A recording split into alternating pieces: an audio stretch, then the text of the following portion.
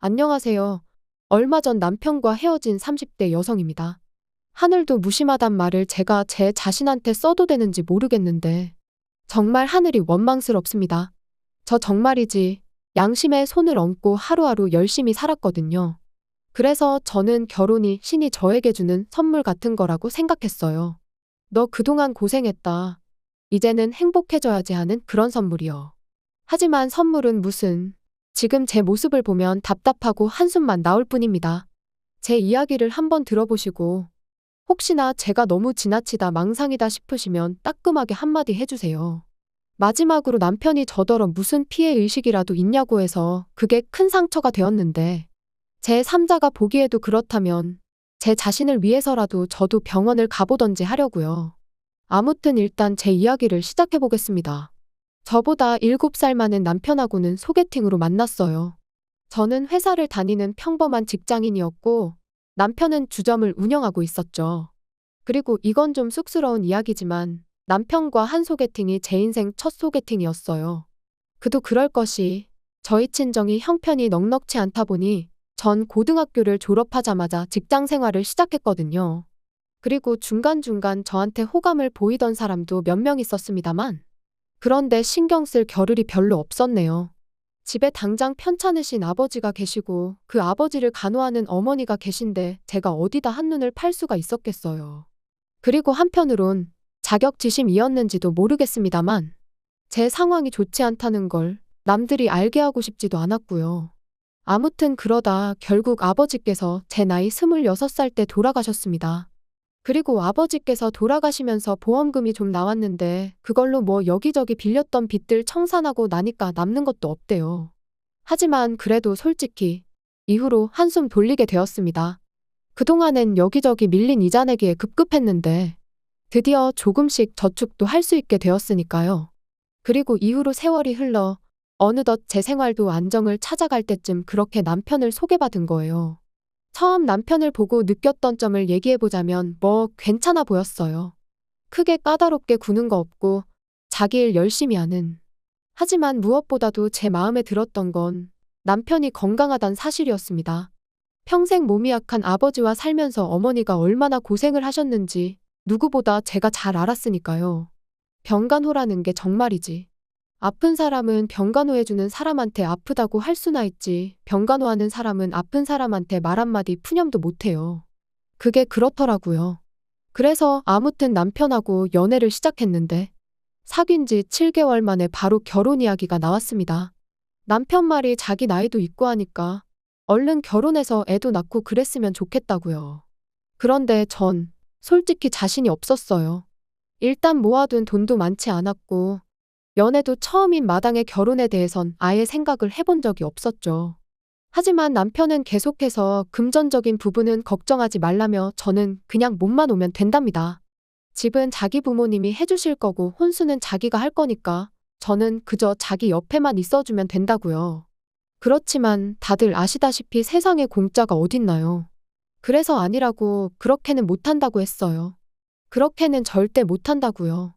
그리고 나중엔 아예 이별을 각오하고 남편에게 아주 허심탄회하게 제 상황을 털어놓기도 했습니다.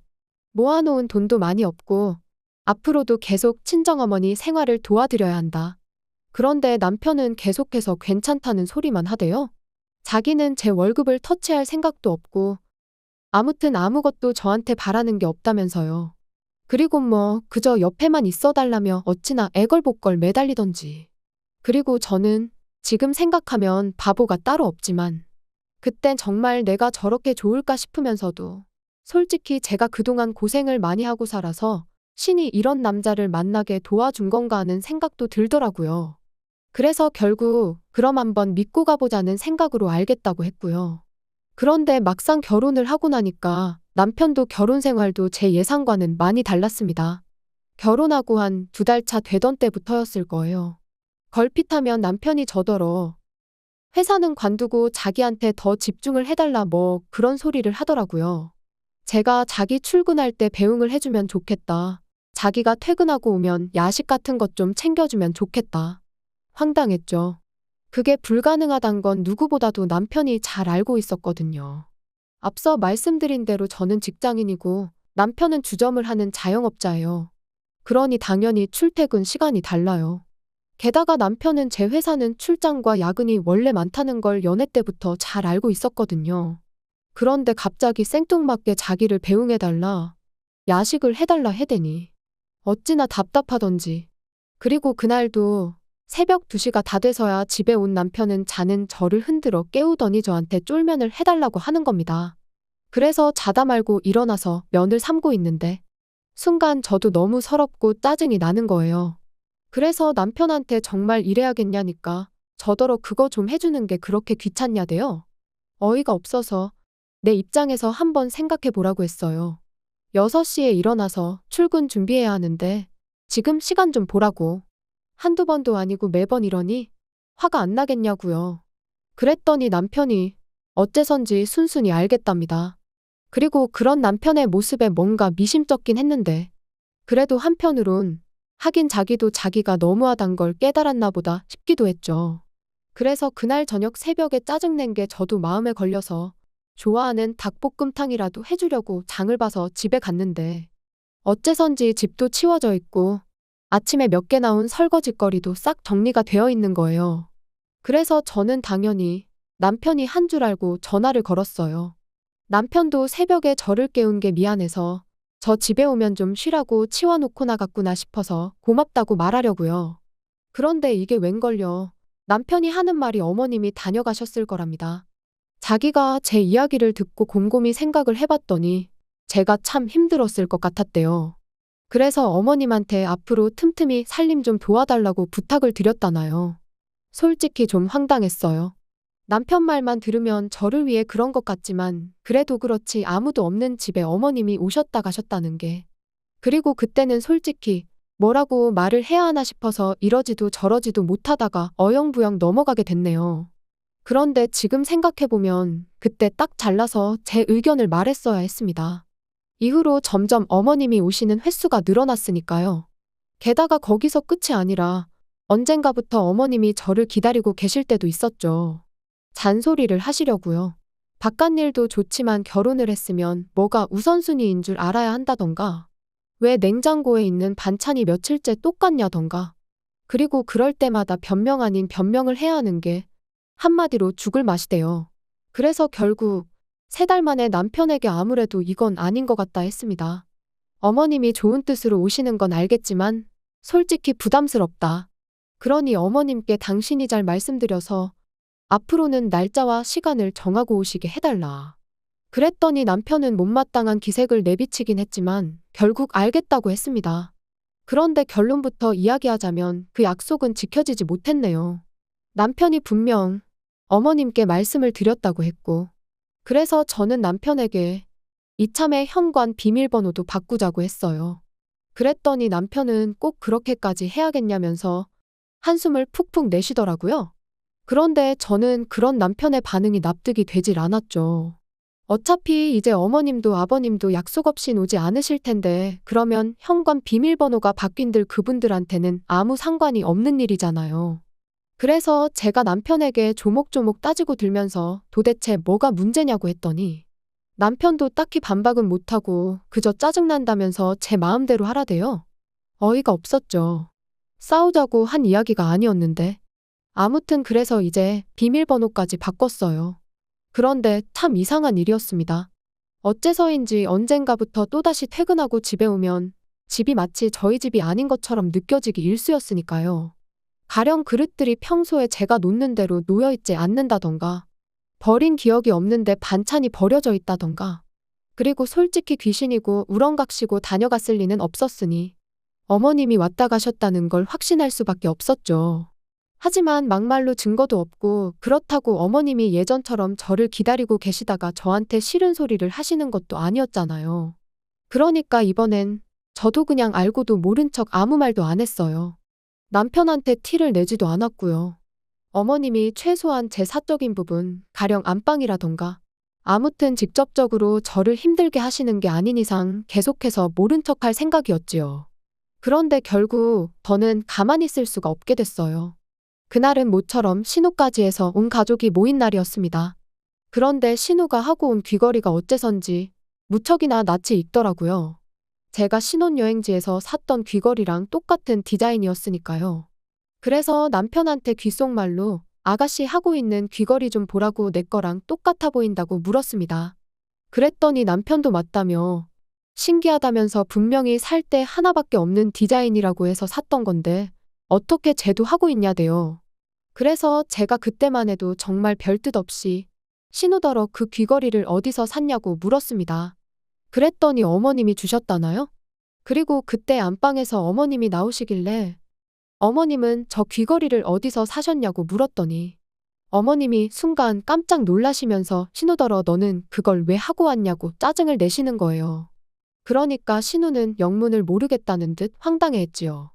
그리고 저는 그런 두 사람의 반응에 어째서인지 쎄한 기분이 들어 집에 돌아오자마자 제 귀걸이가 잘 있는지부터 확인을 했는데 어이없게도 상자가 텅 비어 있었어요. 그리고 그제서야 이것저것 눈에 들어오는 게 가을에 하려던 스카프도 안 보이고 뜯지도 않았던 향수도 안 보이고 큼직한 가방 같은 거 말고 작은 소품이나 화장품들이 몇 개 없어졌다는 걸 알게 된 거죠. 하지만 딱히 증거는 또 없어서 다른 건 말 안 하고 남편한테 귀걸이 얘기만 했어요. 내 귀걸이가 없어졌다고요? 그랬더니 남편이 그게 무슨 소리냐더니 이내 저더러 지금 혹시 무슨 생각을 하는 거냐고 우리 엄마가 가져가기라도 했다는 거냐고 그러는 거예요. 그래서 솔직히 요즘 어머님이 계속 나 몰래 집에 오셨던 거 안다고 했습니다. 그리고 남편더러 혹시 당신도 알고 있었냐 물었죠. 그랬더니 남편이 그게 무슨 소리냐면서 더 크게 목소리를 높였는데 저희 남편이 원래 당황할수록 목소리가 커지거든요. 그래서 이 인간이 지금 거짓말을 하고 있구나. 어머님이 드나들고 계신 걸 알고 있었구나 싶대요. 하지만 정말 저한테 무슨 증거라도 있는 것도 아니고 그래서 몰랐으면 됐다 하고는 더는 가타부타 말을 안 했어요. 범인은 현장에 반드시 다시 나타난다는 말처럼 저도 어머님이 다시 오실 거란 확신이 있었으니까요. 그리고 며칠 뒤 그날도 평소처럼 출근을 했는데 아침에 뭘 잘못 먹기라도 했는지 영속이 좋지가 않았습니다. 그래서 반차를 내고 모처럼 집에 일찍 왔는데 기가 막혀서 말도 안 나왔어요. 현관을 들어서니 어머님이 제가 온 줄도 모르고 거실에서 제 옷들을 입어보시며 패션쇼를 하고 계셨으니까요. 어찌나 당신 모습에 심취해 계시던지 제가 일부러 기척을 내도 모르셨지요. 그래서 결국 보다 못한 제가 어머님께 지금 뭐 하시냐 했습니다. 주인도 없는 집에서 남의 옷은 다 꺼내놓고 지금 뭐 하고 계시냐고요. 그랬더니 어머님이 얼굴이 정말 새빨개지셔서는 저더러 지금 무슨 소리를 하는 거냐며 대뜸 이 옷도 저 옷도 다 내 아들이 벌어다 준 돈으로 산 거지 않냐. 그러니 내가 좀 입어볼 수도 있지 그러시대요. 그래서 제가 꼭 그런 것만도 아니라고 저희 맞벌이 하는 거 아시잖아요 했어요. 그랬더니 그거 돈 몇 푼 번다고 유세냐면서 그럼 이 집은 누구 집이냐고 소리를 지르시더니 당신하고 아버님이 죽어라 벌어서 산 집인데 네가 뭔데 와라 마라 하냐. 그리고 니네 싸가지가 있네 없네 고마운 줄을 모르네. 말 그대로 막말을 퍼붓기 시작하시대요. 할 말이 없었습니다. 어머님 말씀대로 두 분 돈으로 산 집이 맞으니 제가 따로 할 말이 없었고 그렇지만 그렇다고 하더라도 어머님의 말씀은 너무 지나치셨기에 말을 하고 싶지가 않았달까요. 그런데 어머님은 제가 말이 없으니 더 약이 오르셨는지 더 큰 목소리로 소리를 지르기 시작하셨습니다. 너는 해온 건 없으면서 가진 건 많기도 하더라. 맨몸 뚱아리로 시집와서 조신하게 지 남편 뒷바라지나 하지. 이런 식으로 돈을 빼돌린다 어쩐다. 솔직히 듣는 내내 어이가 없는 건 물론이고 모욕스럽기까지 하대요. 이렇게 무시당할까봐 안 한다고 한 결혼이었는데 자기가 다 책임진다더니 지키지도 못할 약속을 내뱉은 남편이 원망스럽기도 했고요. 그리고 그때 어째서인지 남편이 집에 왔습니다. 그런데 남편도 비어있어야 할 집에 저는 물론이고 어머님까지 계시니 당황한 눈치더라고요. 게다가 거실 바닥은 온통 제 옷들로 난장판이었으니 이게 다 무슨 일이냐고 묻대요. 그래서 제가 남편더러 궁금하면 어머님한테 한번 물어보라 했습니다. 그리고는 왜 지키지도 못할 약속을 해서는 사람을 이렇게 비참하게 만드냐고 한마디 하곤 헤어지자고 했네요. 어머님이 나한테 사과를 하실 분도 아니고 설령 사과를 하신다고 해도 오늘 같은 일이 또 없으리란 보장도 없지 않냐면서요. 그랬더니 어머님은 더더욱 목소리를 높이시며 네가 뭔데 헤어지고 말고를 정하냐며 그런 건 어머님 아들이 정할 일이랍니다. 가진 거라곤 쥐뿔도 없으면서 네가 뭐라고 결정을 하느냐고요. 그리고 그때는 남편도 어머님한테 말씀 좀 가려하시라고 한마디 하긴 하더니 기껏 덧붙이는 말이 이런 일로 이혼은 너무한다면서 자기가 정말 책임지고 두 번 다시 이런 일은 없게 하겠다고 이번만 그냥 넘어가 달라는데 솔직히 더는 믿고 싶지도 않았고 송충이는 솔잎을 먹어야 한다는 말처럼 제가 너무 분수에 맞지 않은 욕심을 냈나 하는 생각만 들 뿐이었습니다. 그래서 남편더러 그럴 거 없다 내 마음은 정해졌다 했어요. 그랬더니 남편이 저더러 어머님이 홧김에 한마디 하신 걸로 너무 오버하지 말라면서 그거 자격지심이고 피해의식이야 그러는데 나오던 눈물도 쏙 들어갈 만큼 황당하고 기가 막혔죠. 그래서 마음대로 생각하라 하곤 제 집만 챙겨 나왔습니다. 그리고 뭐 다행이라고 해야 할지 어머님이 혼인신고는 세금 문제도 있고 하니 좀 천천히 하라셔서 미루고 있었는데 어쩌면 어머님은 처음부터 저희가 이렇게 될 줄 알고 계셨던 걸까요? 아니면 이렇게 만들 생각이셨던 건지. 아무튼 잘 됐죠 뭐. 머리 아프게 따지고 그럴 필요도 없었으니까요. 하지만 남편은 무슨 미련이라도 남았는지 지금도 계속 연락이 옵니다. 어머님도 반성 많이 하고 계신다면서 저만 돌아오면 된다면서요. 하지만 제가 한 번 속지 두 번 속을 순 없죠. 그리고 정말이지 세상에 공짜는 없다는 걸 몸소 배웠는걸요. 좁은 방 한 칸에서 친정어머니와 부대끼며 살더라도 제 능력껏 사는 지금이 좋습니다. 후회 안 해요.